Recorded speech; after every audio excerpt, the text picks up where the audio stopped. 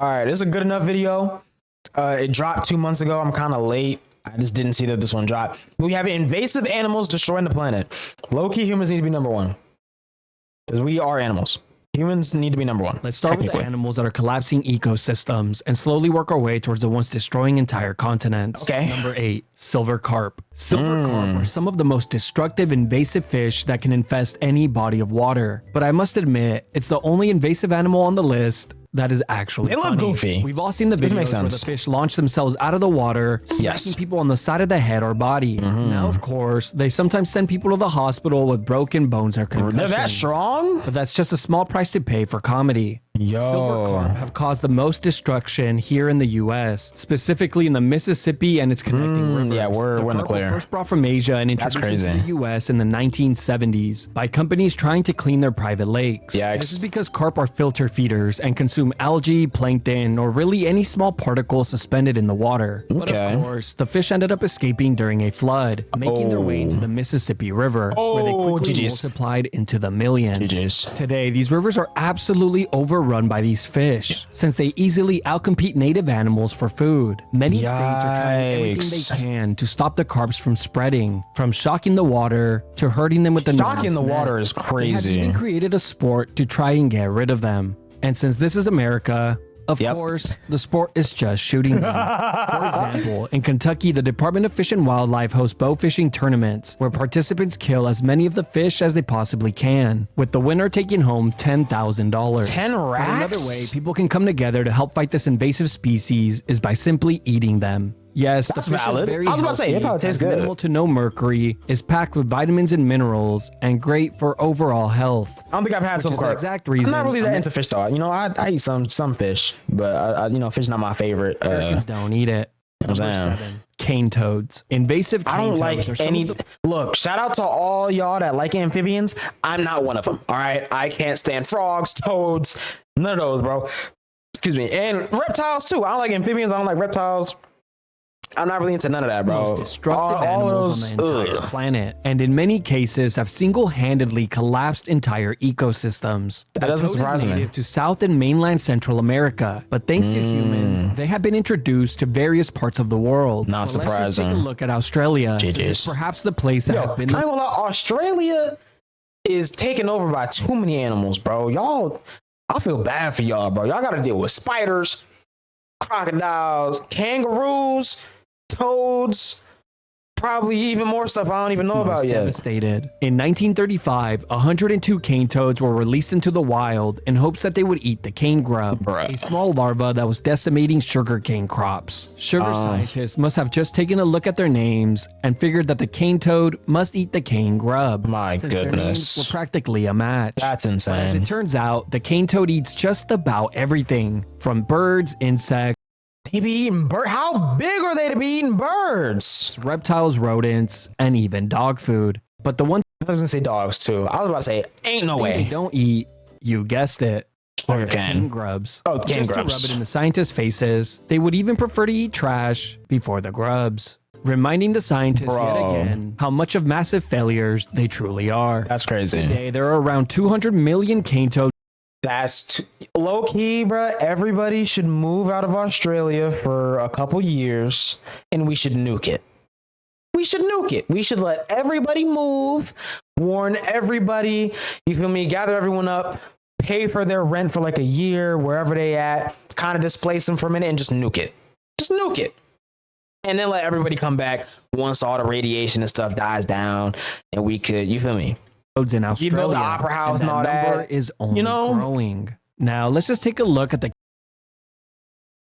Oh, that's too big. That's too big. That's way too big. That's way too. Why is it that big? Cane toad up close. Why is it that big? At first glance, you might think not bad. No, why is it that Solid big? Forms, great traps. Oh my god, dude! But makes the common mistake of ignoring half its body. Now, it may come as a surprise, but those are not its traps. Those are actually parotid glands where deadly poison is released. In fact, this poison has led to a massive decline of quolls, monitor lizards, crocodiles, I don't care about those three. But the first one? And snakes, which are all native and important to Australia's ecosystem. I guess, man. But the good news is that some animals are... I thought the crocodiles were a problem, though. Maybe not. Just I guess now not. beginning to adapt to the toad's poison. Okay. For example, the Ruckily have begun to flip toads over, avoiding the poison glands, then surgically removing and eating the toad's hearts. Now, surprisingly, cane toads eat so much of the native wildlife that nothing is left for other cane toads. So they're eating each other. Eating the most abundant source of food. Each other. Yeah. If you live in Australia and you now that I could get behind because they're gonna just take each other out. Across a cane toad, it is recommended that you pick them up and place them inside of your fridge for 20. I ain't putting no talking about put a cane toad in my fridge. I ain't putting no cane toad in my fridge. What you talking about? Followed by placing them in the freezer for a couple of days before finally throwing them in the trash. Number 6, I ain't doing that. The war with rabbits is perhaps the bloodiest in all of history. Australia and New Zealand have been hit the hardest by these destructive pests. Once again, Australia, But today, we're just going to take a look at Australia, as I believe it's been hit the worst of the two. In 1859, a man named Thomas Austin, a wealthy settler, imported 24 wild rabbits from England. He released the animals on his property so he can later hunt them for sport and eat them. But very quickly, the rabbits managed to escape, and the rabbit population exploded. With no natural predators, those 24 rabbits multiplied to over 10 billion. My goodness. Oh my goodness. Easily collapsed the entire ecosystem of Australia by consuming the majority of the vegetation, leaving very little for the native animals. Australians tried their best. Why don't they go to war with the cane toads? Low-key, I wish more animals operated like gangs and were like way more, like not enough of them are territorial. I feel like obviously like wolves are very territorial, you know, big cats.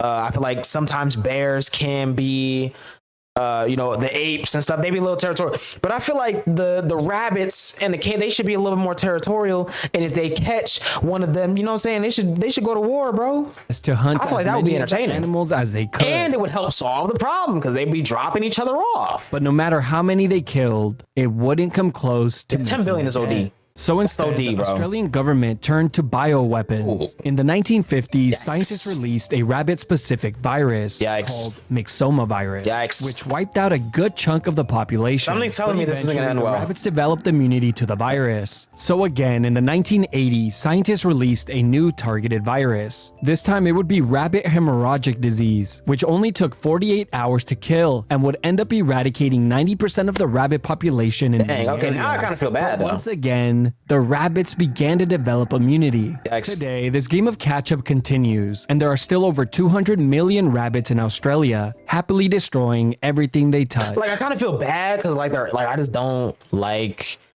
I feel like it's mean, you know, to like just be like killing animals and stuff like that. But they are invasive, so like they gotta go, but they're doing too much. So like I don't know, man. Number 5, rodents. Why does it always have to be rats? No, literally. Probably the most obvious pick on the list and easily the most annoying are rats and mice. These disgusting mice are much cuter, but humans around the world for at least 15,000 years. But who can blame them? After all, humans leave behind the best loot.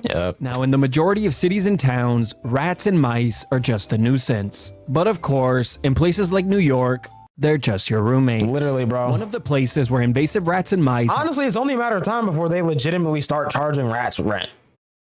At this point, it's only a matter of time. Cause the most destruction is actually on islands. For example, islands like Hawaii, Galapagos Islands, and New Zealand have seen a massive decline in their wildlife and forests since rats and mice arrived. New Zealand alone has lost 40 to 50% of their bird species, and many more are currently facing the threat of extinction. This is because rats consume the majority of the native animals' foods, like insects, seeds, and fruits. But of course, they'll also eat the animals themselves. And when animals finally build up the courage to eat the mice or rats for a change, it quickly backfires, since the odds of them getting sick from a deadly disease skyrockets. Now, even though many animals eat rodents, they reproduce at such high rates that it makes it impossible. See, and then in New Zealand, we got the toads taking out all the snakes. So the snake, oh man, bro, eradicate them completely. Number 4, Burmese python. The Burmese python is one of the largest snakes in the world, only behind the terrifying anaconda and reticulated python. Native to Southeast Asia, this snake would make its way into Florida in the 1980s and 90s, thanks to exotic animal collectors. You see, originally, these exotic pet owners only saw a snake that only required a baby mouse or two to survive. But eventually, the snake would grow larger and larger, requiring a bigger and more expensive meal, like a rat or bird.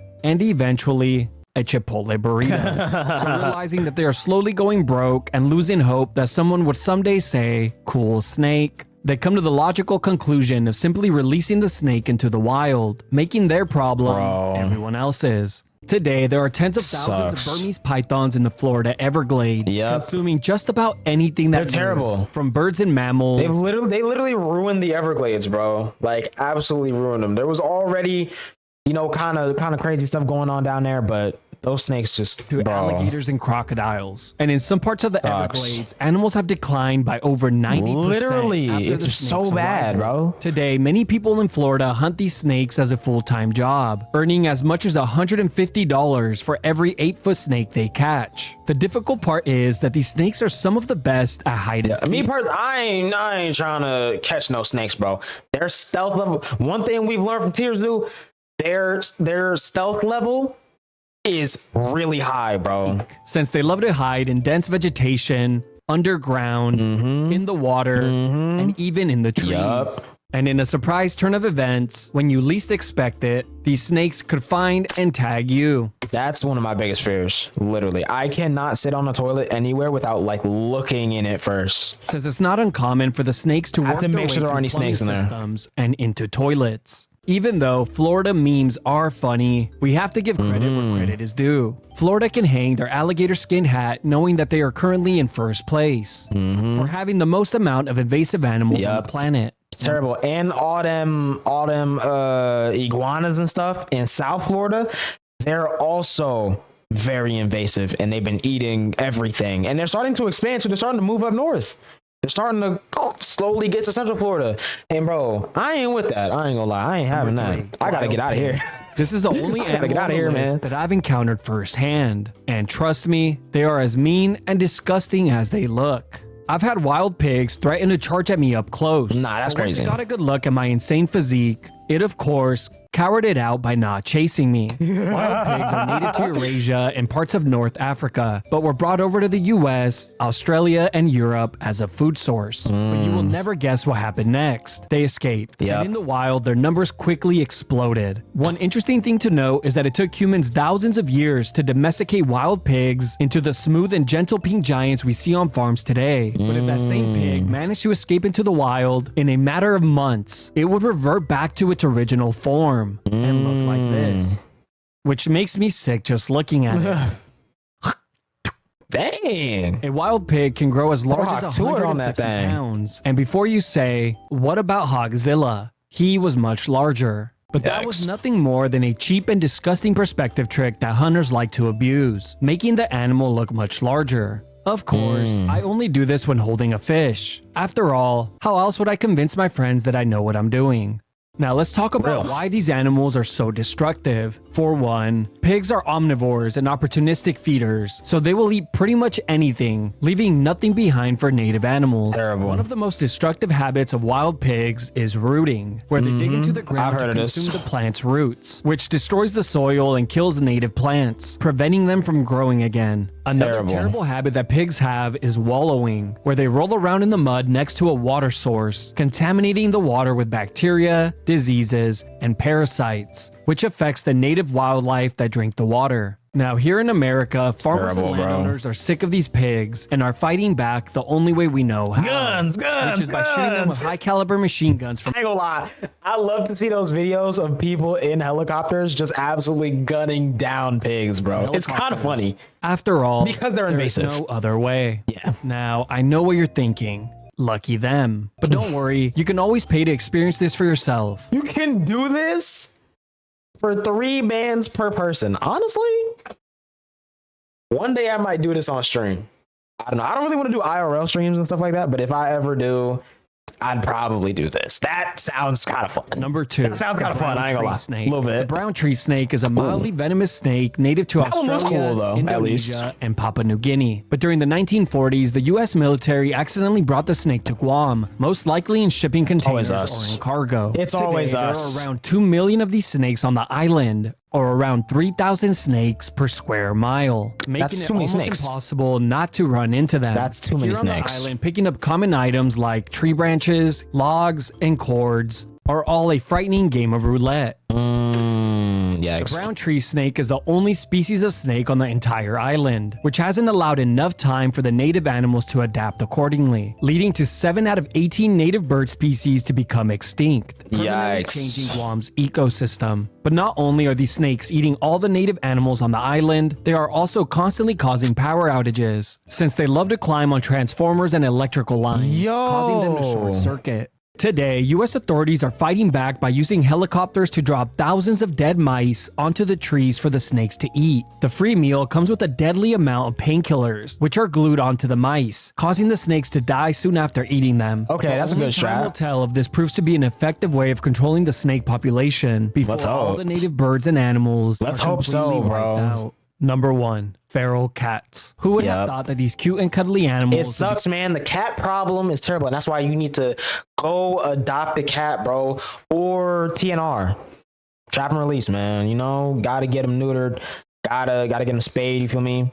All that, bro. Capable of so much death and destruction. Stay out there going crazy, man. Anyone who lives with one could have told you that. Yep. Yes, the deadliest and most destructive invasive animal in the world was right next to us the entire time. Now, hold on, though, because I don't want to hear any cat propaganda that's making them seem like terrible animals. They're not. They're just wild out there. They don't know what to do because they don't have any, you know what I'm saying? They don't have any love out there, man. It's tough out there on them streets, man. And in all honesty, we should have seen this one coming, since all the signs were there. See, this propaganda. This propaganda. I'm not here for this. Cats can have on an ecosystem, or in this case, an entire continent. We just have to take a look at Australia. In the 18th century, cats arrived in Australia on ships to help manage the rat and mouse population. Yes. But over time, cats got sick of being around humans and figured that starting a new life in the Australian outback was a way better option. And in no time, the feral cat population exploded. Today, there are anywhere from 2 to 10 million cats in the wild and are directly linked to the extinction of many native species and the endangerment it's kind of tough. And since cats have no natural predators and many options for food, that number is only growing. It's estimated that 1 million native birds and reptiles are killed every single day by feral cats, and well over 1 billion animals every single year, making them the deadliest invasive animal on the planet. So in an attempt to lower the feral cat population, authorities are deploying poison baits in areas with high concentration of cats. And in certain areas, hunters are paid to trap and kill the animal. Oh, they doing T&K. Oh, nah. Scalp. Now, another tactic that's being implemented is simply giving up. Creating a 27-mile cat-free zone by enclosing it with an electric fence to protect native animals, essentially providing them with a little safe haven inside of a maximum security prison. No, literally. That sucks, but... Yeah, man, the cat problem's wild, bro. Y'all gotta, you know what I'm saying? Adopt a cat. Adopt, don't shop. Even though I'm saying that and I want a ragdoll. I want 2 ragdolls, but like, I don't know how you can adopt ragdolls. They're not out on the street like that. I don't know. But yeah, man. Yeah, you gotta help out with the cat problem, man. Do your part so we can you know, not have to put other animals in jail, basically. That's pretty much what they're doing, man. They're putting other animals in jail. We hate to see it. W video though. And I'm still recording.